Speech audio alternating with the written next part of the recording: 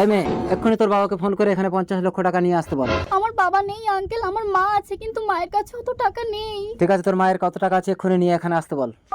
Hello মা, তুমি টাকা নিয়ে গোলপোতায় এসো, আমাকে কিডন্যাপ করেছে। চল, তোকে কোথাও লুকিয়ে রাখি, নইলে তোর মা টাকা না এনে আমার সাথে চালাকি করতে পারে। এখানে চুপ করে বসে থাক, তোর মা টাকা নিয়ে আসলে তবেই তুই যেতে পারবি।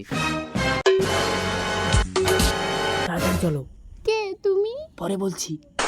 এটাই তো গোলপোতা, কই আমার মেয়েকে দেখছি না তো। স্থিতি, হ্যালো, নম্রতা? কৈলাস, তার মানে স্থিতি আমাদের মেয়ে?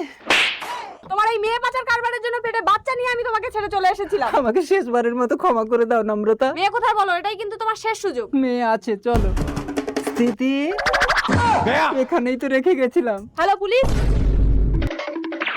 আমার নাম নির্ণয়, তুমি আমাকে বিয়ে করবে? না, আমি মায়ের কাছে যাব। এই কি হচ্ছে এখানে? না না, কিছু না, আমার